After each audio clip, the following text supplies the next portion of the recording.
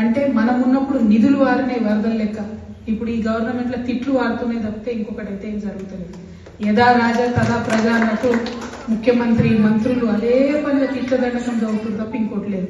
ఆయన ఒక మాట అంటుండు మన ముఖ్యమంత్రి, కేసీఆర్ మొక్కను వీకేస్తాడట, మొక్క కూడా మొలవనియాడట కేసీఆర్ ఏమన్నా మొక్కనానే, ఆయన ఒక వేగు చుక్క. ఆయన ఈయన చూసి చూడగలుగుతాడా, అసలు ఆలోచన చేయగలుగుతాడా, ఆయన ఈయనకు అర్థమవుతాడా, అంతం చిక్కుతాడా? ఈయన వాళ్ళ గురువుకే చుక్కలు చూపించి తెలంగాణ తెచ్చుకున్నాం మనం.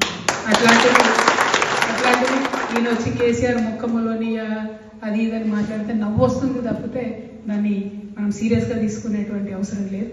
మనం ఎప్పుడైతే ఒకటే సూత్రం పోయినాం, మనం ప్రజలు నమ్ముకున్నాం, ప్రజల దగ్గరకు పోయినాం. ప్రజల్లో కూడా చేనేత వస్త్రాల మీద ఎప్పుడు ట్యాక్స్ లేకుండా, కానీ భారతదేశంలో ఫస్ట్ టైం నరేంద్ర మోడీ గారు వచ్చిన తర్వాత చేనేత ట్యాక్స్ వేయడం జరిగింది. దాన్ని రిమూవ్ చేయాలని అందరూ దేశవ్యాప్తంగా లొల్లిపెట్టింది, అయినా కూడా ఎందుకు అది పోతలేదు.